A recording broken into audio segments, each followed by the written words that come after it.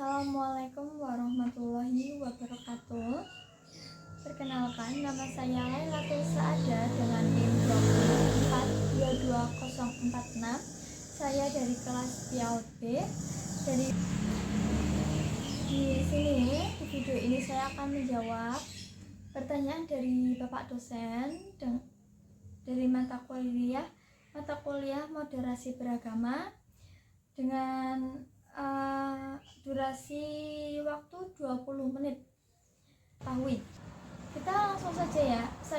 Saya langsung saja menjawab pertanyaannya. Yaitu nomor 1, mengapa moderasi beragama penting untuk dipelajari di pendidikan? Nah, sebelum kita mempelajari tentang pentingnya moderasi beragama untuk dipelajari di pendidikan, kita membahas dulu tentang pengertian dari moderasi beragama ini. Saat ini kita sering kali mendengar istilah moderasi beragama. Kata ini menjadi semacam camping kampanye dalam kehidupan beragama, khususnya di Indonesia. Apabila kita menelisik lebih jauh, sejatinya hakikat dari moderasi beragama dalam Islam sudah dijelaskan secara detail, yaitu dalam Quran surat Al-Kafirun ayat 6. Allah Subhanahu wa Ta'ala berfirman, yaitu untukmu lah agamamu dan untukku agamaku. Lantas bagaimana sejatinya memaknai moderasi beragama yang saat ini menjadi istilah yang banyak dijumpai di Indonesia? Istilah moderasi berasal dari bahasa Inggris, yaitu moderation, yang bermakna sikap sedang dan tidak berlebih-lebihan. Kita mengenal istilah moderator yang bermakna ketua, pelerai, penengah. Secara lebih luas, moderator dipahami sebagai orang yang bertindak sebagai penengah, yaitu seperti hakim, wasit, wali seperti itu. Nah, atau pemimpin sidang yang menjadi pengarah pada acara pembicaraan atau pendiskusian masalah. Alat pada mesin yang mengatur atau mengontrol aliran bahan bakar atau sumber tenaga. Kata moderation berasal dari bahasa Latin moderatio, yang berarti kesedangan, tidak kelebihan dan tidak kekurangan. Dalam Kamus Besar Bahasa Indonesia mengartikan kata moderasi dengan penghindaran kekerasan dan penghindaran keekstriman. Kemudian, apakah yang kita maksudkan dengan agama? Pertanyaan ini jelas sulit untuk dijawab. Bukan merupakan topik baru dalam ranah akademis, yaitu ilmu-ilmu sosial pada umumnya. Sebagai hal yang multifaset, arti atau makna agama cukup sulit dikemas dalam sebuah definisi tunggal dan final yang diharapkan berlaku sama untuk semua manusia dimanapun. Setiap definisi atas agama menyajikan sebuah pemahaman tertentu saja tentang esensi yang sama atau bersifat perspektifal. Hal itu wajar mengingat di satu sisi setiap agama mengklaim dirinya bersumber dari yang ilahi. Sementara di sisi yang lain setiap agama dapat dipastikan lahir di komunitas yang lebih memiliki agama atau kepercayaan tertentu. Artinya, tidak ada satu agama pun yang lahir di suatu tempat yang tanpa agama atau kepercayaan kepada yang transendental. Mungkin itulah yang menyuntik dosis tinggi kepada kecenderungan klaim atas kebenaran agama, yang selanjutnya menjadi embrio bagi intoleransi. Karena itu, pertanyaan di atas memang tidak mudah untuk dijawab secara tuntas, yaitu pertanyaan tentang apa yang dimaksud dengan agama tersebut. Setiap jawaban terhadap pertanyaan mengenai apakah agama selalu beresiko reduktif atau tidak utuh mengingat agama, baik sebagai institusi maupun ajaran, berkaitan dengan daya transendental yang di satu sisi dikonsepkan atau dirumuskan dalam ajaran agama dan di sisi lain diakui oleh penganut agama sebagai sosok yang maha kuasa, melampaui konsep dan logika manusia. Artinya di sini baik secara etimologi maupun terminologi, arti dan makna agama sesungguhnya sulit dibatasi dalam konsep yang baku karena berurusan dengan daya transendental yang tak terbatas. Apabila istilah moderasi digabungkan dengan agama dan sikap dalam beragama, maka menjadi moderasi beragama yang bermakna sikap mengurangi kekerasan atau menghindari keekstriman dalam praktik beragama. Istilah ini merujuk kepada sikap dan upaya menjadikan agama sebagai dasar dan prinsip untuk selalu menghindarkan perilaku atau pengungkapan yang ekstrem, radikalisme, dan selalu mencari jalan tengah yang menyatukan dan membersamakan semua elemen dalam kehidupan bermasyarakat, bernegara dan berbangsa Indonesia. Islam sejak awal kehadirannya telah memberikan pedoman dalam beragama sebagai firman Allah Subhanahu wa taala dalam Quran surat Al-Baqarah ayat 143 yang berbunyi, dan demikianlah pula kami telah menjadikan kalian sebagai umat Islam, umat pertengahan, agar kalian bisa menjadi saksi atas perbuatan manusia dan agar Rasul yaitu Muhammad menjadi saksi atas perbuatan kalian.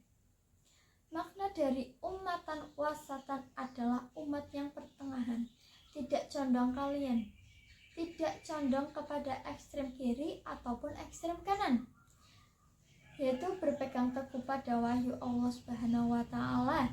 Tentu saja makna ekstrem sendiri juga perlu didefinisikan dengan benar, karena banyak orang yang mencap ekstrem seseorang padahal sejatinya dia berpegang teguh kepada syariat Islam. Lalu, moderasi beragama harus kita jadikan sebagai sarana mewujudkan kemaslahatan kehidupan beragama dan berbangsa yang rukun, harmonis, damai, toleran, serta taat konstitusi, sehingga kita bisa benar-benar menggapai cita-cita bersama menuju Indonesia yang maju. Lalu jawaban dari mengapa moderasi beragama penting dipelajari.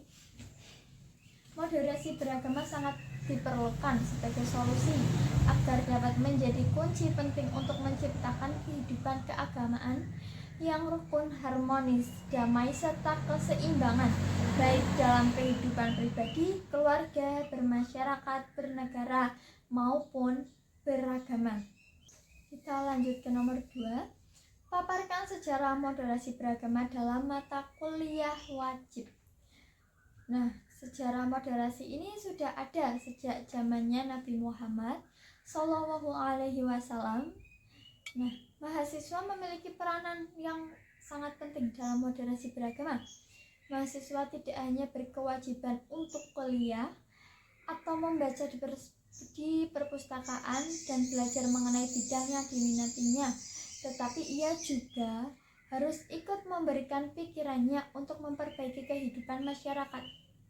Harapan pemberian pemahaman terkait moderasi beragama ini kepada para mahasiswa ialah supaya cara beragamanya mereka di dunia kampus dapat diimplementasikan dengan cara mengambil jalan tengah, yaitu moderat, tidak mudah mengotak-ngotak kelompoknya, terlebih tidak mudah mengafir-ngafirkan orang lain. Lalu alasan mengapa kita perlu moderasi beragama adalah: pertama, moderasi beragama menjunjung tinggi nilai-nilai kemanusiaan, tidak serta-merta hanya memuliakan nama Tuhan dan mengesampingkan nilai-nilai kemanusiaan. Kedua, agar peradaban manusia tidak musnah akibat konflik yang berbasis agama. Lanjut ke pertanyaan nomor 3, siapa 5 ahli moderasi beragama di Indonesia? Yang pertama ada Profesor Muhammad Quraish Shihab LC. Nama lengkapnya Muhammad Quraish Shihab, biasa dipanggil dengan Bapak Quraish Shihab. Ia lahir di Rapang, Kabupaten Sindenrang, Rapang, Sulawesi Selatan pada 6 Februari 1944 dari pasangan Abdurrahman Shihab dan Asma Aburish. Quraish Shihab adalah anak keempat dari 12 bersaudara. Ia menikah dengan Fatmawati Assekaf pada 2 Februari 1975 di Solo. Ayahnya Abdurrahman Shihab adalah seorang ulama dan guru besar dalam bidang tafsir. Abdurrahman Shihab dipandang sebagai salah seorang ulama, pengusaha, politikus yang memiliki reputasi baik di kalangan masyarakat Sulawesi Selatan. Muhammad Quraish Shihab juga dikenal sebagai penulis dan penceramah yang handal berdasar pada latar belakang keilmuan yang kokoh yang ia tempuh melalui pendidikan formal serta ditopang oleh kemampuannya menyampaikan pendapat dan gagasan dengan bahasa yang sederhana tetapi lugas, rasional, dan kecenderungan pemikiran yang moderat. Ia tampil sebagai penceramah dan penulis yang bisa diterima oleh semua lapisan masyarakat. Dalam nama Quraish Shihab masuk dalam daftar 500 muslim paling berpengaruh di dunia dalam situs muslim500.com. Namanya tertuang berkat jasa-jasanya dalam mengembangkan keilmuan Islam dalam beragam kegiatan. Karya dengan konteks yang aktual serta bahasa yang mudah dipahami. Namanya melesat sebagai akademisi yang progresif, mengembangkan ilmu Al-Quran dan hadis. Pendapat Bapak Quraish Shihab tentang moderasi beragama. Menurut Quraish Shihab, moderasi beragama dalam konteks Islam sebenarnya sulit didefinisikan. Hal itu karena istilah moderasi baru muncul setelah maraknya aksi radikalisme dan ekstremisme. Pengertian moderasi beragama yang paling mendekati dalam istilah Al-Quran yakni wasatiyah. Wasat berarti pertengahan dari segala sesuatu. Kata ini juga berarti adil, baik, terbaik, paling utama. Hal ini diterangkan dalam surat Al-Baqarah ayat 143. Wa kadzalika ja'alnakum ummatan wasatan, yang dijadikan sebagai titik tolak moderasi beragama. Ada 3 kunci pokok dalam penerapan wasatiyah ini, yaitu pengetahuan yang benar, emosi yang terkendali, dan kewaspadaan. Tanpa ketiga hal ini, wasatiyah akan sangat susah, bahkan mustahil untuk diwujudkan. Selanjutnya, Profesor Dr. Komarudin Hidayat. Ia lahir pada tanggal 18 Oktober 1953. Ia adalah Rektor Universitas Islam Negeri Syarif Hidayatullah Jakarta untuk masa jabatan 2 periode. Menurut Komarudin Hidayat, guru besar bidang filsafat Islam, pengertian moderasi beragama muncul karena ada 2 kutub ekstrim, yakni ekstrim kanan dan ekstrim kiri. Ekstrim kanan terlalu terpaku pada teks dan cenderung mengabaikan konteks, sedangkan ekstrim kiri cenderung mengabaikan teks. Maka, moderasi beragama berada di tengah-tengah dari 2 kutub ekstrim tersebut, yakni menghargai teks tetapi mendialogkannya dengan realitas kekinian. Dalam konteks pendidikan Islam, moderasi ini berarti mengajarkan agama bukan hanya untuk membentuk individu yang soleh secara personal, tetapi juga menjadikan paham agamanya sebagai instrumen untuk menghargai umat agama lain. Lalu yang ketiga ada Profesor Asyumardi Azra. Bapak Profesor Asyumardi Azra lahir tanggal 4 Maret 1955 di Lubuk Awang, Padang, Priaman, Sumatera Barat, Indonesia. Ia telah wafat pada 18 September 2022. ia sangat banyak dijuluki, ia juga sangat banyak pendidikannya, jabatannya, gelarnya pun insya Allah banyak. Lalu bagaimana pendapat Asyumardi tentang moderasi beragama? Nah, menurut Asyumardi Azra, moderasi beragama di Indonesia yang sangat terlihat adalah umat Islam. Pengertian moderasi beragama dalam konteks umat Islam kemudian disebut Islam wasatiyah. Kondisi moderasi beragama di Indonesia saat ini sudah mapan dengan adanya Islam wasatiyah. Artinya dalam memahami agama tidak banyak masyarakat Indonesia yang ekstrem kanan ataupun yang ekstrem kiri. Yang keempat, yaitu ada Dr. Andes Luman Hakim Saifuddin. Ia lahir 25 November 1962. Ia adalah mantan Menteri Agama Indonesia yang menjabat sejak 9 Juni 2014 di Kabinet Indonesia Bersatu 2 dan kembali menjadi Menteri di Kabinet Kerja sejak 2014. Yang pernah menjadi anggota DPR RI dari Partai Persatuan Pembangunan mewakili Jawa Tengah. Nah, lanjut, bagaimana pendapat Lukman Hakim tentang moderasi beragama? Nah, menurut Lukman Hakim Saifuddin, dalam istilah moderasi beragama harus dipahami bahwa yang dimoderasi bukan agamanya, melainkan cara kita beragama. Hal ini karena agama sudah pasti moderat. Hanya saja ketika agama membumi, lalu hakikatnya menjadi sesuatu yang dipahami oleh manusia yang terbatas dan relatif. Agama kemudian melahirkan aneka ragam pemahaman dan penafsiran. Oleh karena itu, moderasi beragama merupakan keniscayaan untuk menghindari penafsiran yang berlebihan dan pemahaman keagamaan yang ekstrem, baik ekstrem kanan maupun kiri. Ada 2 poin penting dalam melihat moderasi Islam. Pertama, senantiasa adil. Yang kedua, keseimbangan. Selanjutnya yang kelima ada Kiai Haji Ahmad Dahlan. Dalam konteks moderasi beragama menyatakan bahwa agama itu adalah cenderungannya rohani, dari nafsu yang naik ke angkasa kesempurnaan, yang suci, yang bersih, dan tawanan benda-benda. Menurut Kiai Haji Ahmad Dahlan, orang yang beragama ialah orang yang jiwanya menghadap Allah dan berpaling dari lainnya, bersih, tidak dipengaruhi oleh lain-lainnya. Oleh karena itu, hakikatnya agama berada dalam hati manusia. Selanjutnya saya akan menjawab tentang yang terakhir ya, materi moderasi beragama apa yang sudah kamu kuasai. Di mata kuliah moderasi beragama ini saya insya Allah sudah memahami tentang landasan moderasi beragama dalam tradisi. Materi ini memang belum disampaikan oleh pemakalah karena waktu yang belum memadai. Pada materi ini pembahasan tentang landasan moderasi beragama dalam tradisi, di mana agama di Indonesia tidak hanya Islam, tetapi ada beberapa agama lainnya. Semua agama memandu untuk menyerahkan diri kepada Tuhan Yang Maha Esa, karena keterbatasan manusia seringkali belum mampu mengelola bumi dengan baik. Dalam semua agama ada bentuk keyakinan bahwa merawat negeri sebagian dari keimanan. Keseimbangan di antara keagamaan dan kebangsaan justru menjadi tanaman besar bagi kepentingan suatu bangsa.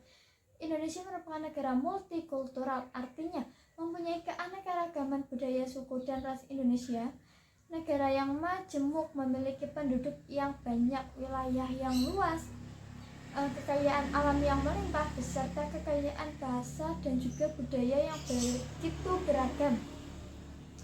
Jika dilihat, Indonesia mempunyai potensi yang besar dan sekaligus juga memiliki permasalahan yang cukup besar juga. Dapat diartikan Indonesia selain besar arah positifnya, besar juga arah negatifnya atau berbagai permasalahan yang dihadapi. Pembentukan berbagai kelompok beragama, kelompok lintas agama sampai pada pembuatan lembaga khusus yang memiliki fokus kajian moderasi beragama adalah langkah konstruktif di Indonesia. Kepercayaan atau agama masyarakat Indonesia yang resmi diakui oleh negara yaitu ada 6 agama, yaitu Islam, Kristen, Katolik, terus Kristen Protestan, Buddha, Hindu, dan Konghucu. Namun di luar dari ke-6 agama resmi tersebut masih ada paham-paham atau aliran-aliran kepercayaan lainnya. Menganalisis besarnya jumlah tersebut disertai dengan benteng wilayah yang luas, maka tugas selanjutnya adalah menjaga dan merawat kekayaan imaterial tersebut agar tetap eksis namun tetap menyesuaikan juga dengan pergerakan dari perkembangan zaman. Itu saja, sekian, terima kasih. Wassalamualaikum warahmatullahi wabarakatuh.